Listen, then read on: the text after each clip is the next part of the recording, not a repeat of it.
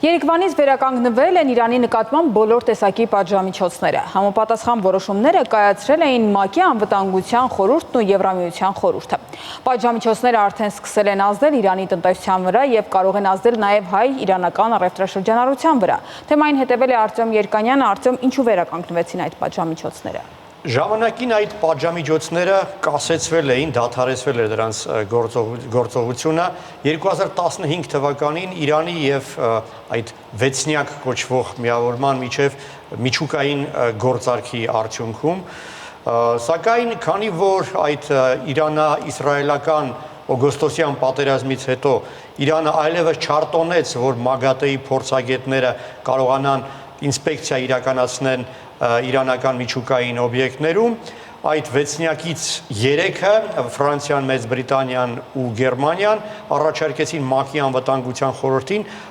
արձանագրել այն փաստը, որ այլևս այդ գործարքը չի գործում, քանի որ Իրանը չի կատարում ստանձնած պարտավորությունները։ Անվտանգության խորհուրդը համաձայնվեց այս գնահատականի հետ եւ փաստորեն երեկվանից այդ պատժամիջոցները իրենց ողջ ծավալով վերականգնվել են։ Եվրամիությունը նույնպես որոշում է կայացրել, որ միանում է այս պատժամիջոցներին եւ ՄԱԿ-ը փաստորեն դիմել է անդամ բոլոր պետություններին, պահանջելով, որ այդ պատժամիջոցները անխտիր կատարվեն։ Արտյոմ, որ բնագավառների վրա են հատկապես դրանք ազդելու եւ որի վրա է վերականգնված։ Ամբողջությամբ արգելված են ցանկացած զենքին վերաբերող գործարքները, բայց նաև սահմանափակումներ են գործելու էներգետիկայի, բանկային ոլորտի եւ տնտեսության համար կարևոր այլ որոշ բնագավառների վրա։ Իրանի արտգործնախարարությունը հայտարարել է, որ Իրանի համար այդ որոշումը որևէ նշանակություն չունի եւ որ տնտեսությունը լուրջ հետևանք չի ունենա։ Հակառակ դրան արդեն անգամ առաջին իսկ օրը այդ պատժամիջոցների իրանական տնտեսությունը իր զգաց որոշ հետևանքներ, մասնավորապես իրանական ազգային արժույթը ռեալը կտրուկ անկում արձանագրեց եւ ռեկորդային ցուցանիշ արձանագրվեց։ Փաստորեն այսօր $1 համար Իրանում վճարում են 1.123.000 իրանական ռեալ։ Արտյոմ, այս ամենը ինչպես կազդի հայ-իրանական հարաբերությունների վրա, Հայաստանի վրա։ Անկասկած կազդի բացասական ազդեցություն կունենա, Հայաստանի կենտրոնական բանկը դեռ շաբաթներ առաջ էր տեղեկացրել, որ տարբեր սցենարներ են մշակվում, տարբեր ակնկալիքներ եւ բոլորի համար ցանկանում են պատրաստ լինել։ Ժամանակին եղել են դեպքեր, երբ հայաստանյան որոշ ընկերություններ հակառակ այդ պատժամիջոցներին գործարքներ են ունեցել իրանական կողմի հետ, ինչը այդ ընկերությունների նկատմամբ ամերիկյան պատժամիջոցների պատճառ էր դարձել։ Իսկ դա արդեն իր հերթին Հայաստանի ու Միացյալ Նահանգների հարաբերությունների վրա բացասաբար էր ազդել։ Ուստի կարծում եմ այս անգամ Հայաստանի կառավարությունը շատ ուշադիր կլինի, որպեսզի որևէ առիթ չտա փչացնելու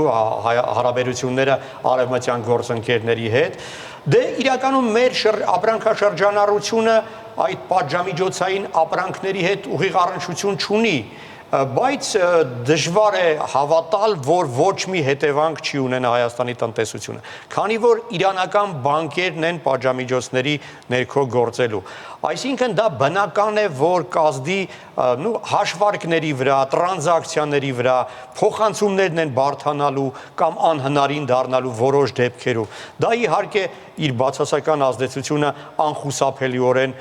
կունենա։ Բացի այդ, որոշ անուն ապրանքներ նույնպես հնարավոր է բարդանա դրանց ներմուծումը կամ հումքը։ Եթե պարզվի, որ այդ պատժամիջոցները տարածվում են նաև իրանական նավահանգիստների վրա, դա կարող է շատ բացասական հետևանք ունենալ, այդ թվում նաև եռակողմ Հայաստան, Իրան, Հնդկաստան ուրվագծվող համագործակցության վրա, ընդամենը օրեր առաջ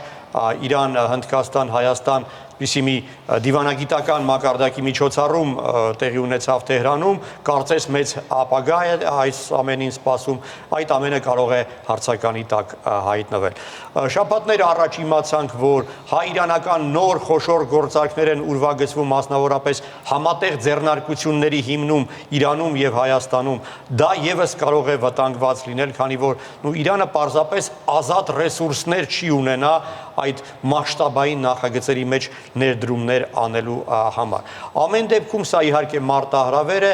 որին հայկական տնտեսությունը եւ տնտեսավորողները պետք է որ պատրաստվեն արդեն այսօր։ Արտեմ, Իրանի հարևաններից հատկապես ում վրա կարող է սա շատ ազդել։ Դե կարծում եմ Հայաստանից ավելի շատ բացասական հետևանքներ կունենա իհարկե առաջին հերթին Ռուսաստանի եւ անուղղակիորեն նաեւ Ադրբեջանի վրա։ Իմացանք շաբաթներ առաջ, որ Պուտինն ու Փեզեշքյանը այսպես նախնական համաձայնության եկել այն մասին, որ Ռուսաստանը Իրանին է մատակարարելու տարեկան մինչև պատրաստ էր մատակարարել մինչև 50 միլիարդ խորանարդ մետր գազ եւ Իրանը այդ գազի ծավալի զգալի մասը պատրաստ մտադիր էր վերավաճառել այլ պետություններին։ Այսինքն Ռուսաստանի համար դա շատ հեշտ հնարավորություն էր, լավ հնարավորություն էր շրջանցելով միջազգային պատժամիջոցները արտահանել իր ռազմավարական նշանակության այդ ապրանքը միջազգային շուկաներ։ Այժմ դա արդեն հնարավոր չի լինի Իրանի նկատմամբ պատժամիջոցների վերականգնման պատճառով։ Իսկ Ադրբեջանը կկորցնի այն, որ այդ գազի ողջ ծավալը հենց Ադրբեջանի տարածքով պետք է արտահանվեր Իրան, եւ Ադրբեջանը արդյունքում կունենար եւ տնտեսական եւ քաղաքական բնույթի եկամուտներ, ինչից նույնպես այս գործարքի, այս պատժամիջոցների արդյունքում կզրկվի։ Շնորհակալություն, Արտեմ։